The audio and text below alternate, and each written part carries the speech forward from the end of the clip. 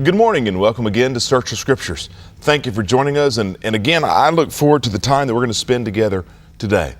For the last 3 days, Monday, Tuesday, Wednesday, we looked at the book of Genesis. We're starting, and we started, I suppose I should say, a series of lessons that we're going to continue until we get through. And that's going to be through the Bible as we search the Scriptures. And so as we go through the Bible, taking it book by book, we hopefully we will communicate what we see. And what I see is there is a theme that runs through that. And so as we pick up with Exodus, see if you can see that theme again of God providing reconciliation, redemption for a fallen mankind. Man that fell in the beginning, God provided a way for man to come back. I do hope that as we study, if you're interested, that you will ask questions or that you will continue to study and continue to look at what we say. And anytime you need to call and talk, please feel free to call me at the number at the bottom of the screen or look us up on the internet. We're at parrishcofc.com, and there's a way there you can contact me through email, and I'll be happy to try to answer your questions as best I can, either over the phone, in person, or through email. We'd love to talk with you in those areas and in that way. I do want to make sure that I don't forget, because I have a habit of doing this.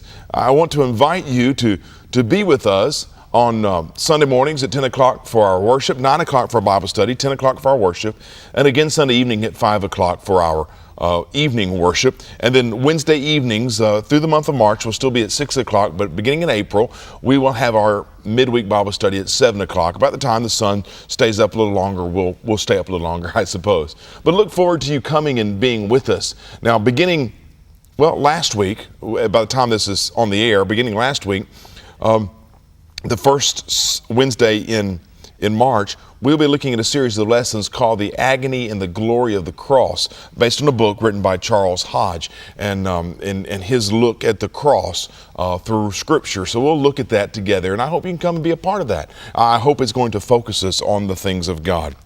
Well, we come to the book of Exodus now. Exodus covers the period of about 360 years, and we're going to try to cover this in 2 days. From the time of Joseph's death to the tabernacle being built in Sinai. The word Exodus means exactly what it sounds like. It means to leave, a departure. The drama of the book centers on three major events. It centers on the leadership of Moses. It centers on the weaknesses of the people. And it centers on the providence and the justice of God. Those are the three themes that kind of run through it. Now, nearly all of the fundamentals of Jewish life have their basis, have their roots in the book of Exodus. This book is important. We have in the book of Exodus the giving of the 10 Commandments. We have in the book of Exodus many of the beginnings and the reasons for the feast and festivals that are a part of Jewish life. In the book of Exodus, we have the very foundational principles of the law of Moses. Exodus in general deals with the birth, the organization, and the survival of the nation that comes from Abraham, through whom the Messiah, Jesus, was to come. Most scholars think that the events of Exodus took place, beginning around that 4 or 1450 BC range, is how about the time it was written, and it should cover the time period of 360 years around that time. It would cover the reign of Amenhotep II, who would have been the Pharaoh. Thothmes III was the one who killed the children, and the daughter that rescued Moses more than likely was Hatshepsut. I can't say these Egyptian names. Those are the ones the scholars will point to. Real quickly, let me outline the book of Exodus for us.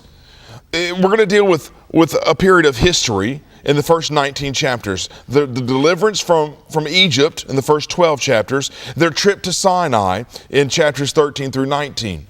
And then from chapter 20 through 40, we have the initial giving of the law. Usually when people talk about the law and the old law, they refer to the Ten Commandments. You realize now, as we go through Exodus and when we get to Leviticus and Numbers and Deuteronomy, that there are more than 10 commandments that these Israelites had. Someone counted over 600 at one time, and I don't know the exact number. So, there's more than 10 if you want to count commandments. But there are those 10 that are foundational that we'll spend some time talking about maybe today and tomorrow. Central to Exodus is that tabernacle. The tabernacle that would be the place where they would worship God as they wandered about in the wilderness for 40 years. The tabernacle is significant because of the way it's designed. Not the materials, but what it is. You have an outer court in the tabernacle. In the outer court, there would be a place where they would offer burnt offerings. There would be a wash basin where the priest would wash before entering that holy place. This was the outer court. And then there would be the tent. In this tent, there was a holy place. There would be the table of showbread. There would be a lampstand. And there would be a golden altar of incense. And then inside that tent, there would be a curtain. That would be a barrier between the holy place and the most holy place, or the Holy of Holies. And that Holy of Holies section was where the Ark of the Covenant sat. The ark that had the mercy seat, a lid covered in gold. This was where the high priest would come in annually and offer sacrifices, sprinkling blood for the atonement of the people's sins. This was where that high priest annually met with God. As you look at this tabernacle and the temple that would follow, that would be built on the same pattern, when you look at that outer court, where you have the altar of burnt offering, there is a shadow, a picture of a sacrifice that would be made. And that sacrifice would be the sacrifice that Christ would give when he shed his blood. But the basin where the priest would wash before they could enter the holy place is symbolic of how those who would become Christians are washed and made to be priests in God's service. Look at 1 Peter chapter 2 and verse 5. 1 Peter chapter 2 and verse 5. Peter says this: "You yourselves are like living stones being built up as a spiritual house to a holy priesthood to offer spiritual sacrifices acceptable to God through Jesus Christ." As God's child, as one who is washed in his blood, who is baptized into Christ, you are a priest and you enter God's presence. Then you have that tent.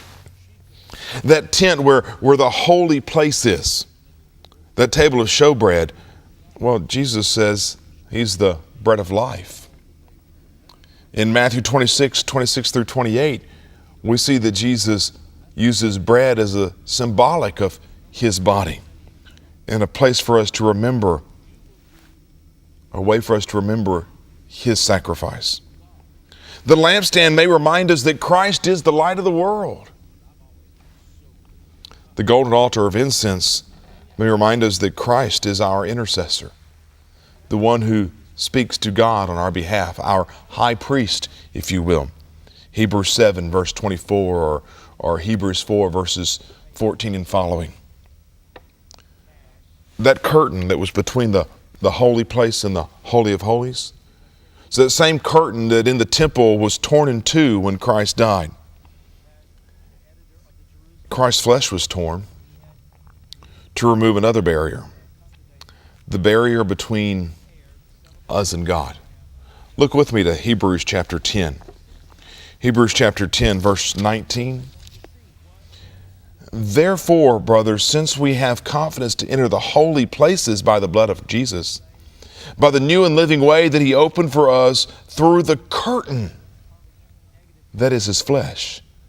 And since we have a great high priest over the house of God, let us draw near with a true heart and full assurance of faith, with our hearts sprinkled clean from an evil conscience and our bodies washed with pure water.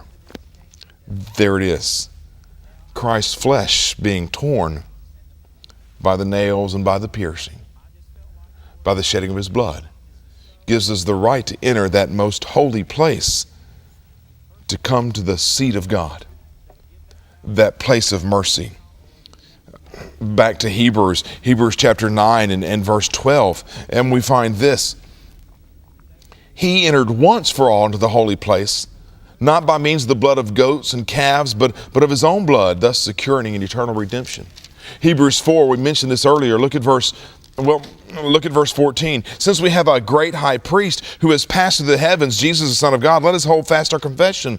For we do not have a high priest who is not able to sympathize with our weaknesses, but one who in every respect has been tempted as we are yet without sin. Verse 16, let us draw with confidence, or let us then with confidence draw near to the throne of grace, that we may receive mercy and find grace to help in our time of need.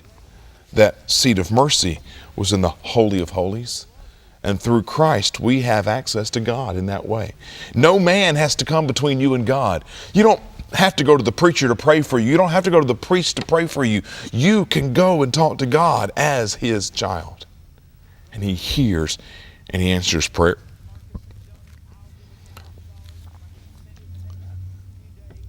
In Exodus, we have those 10 commandments. And we read about those in Exodus chapter 20, verses 1 through about verse 17.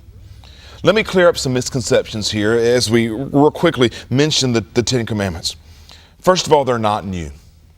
With the exception of remembering the Sabbath day, because that's the day the Lord rested, it was always wrong to kill.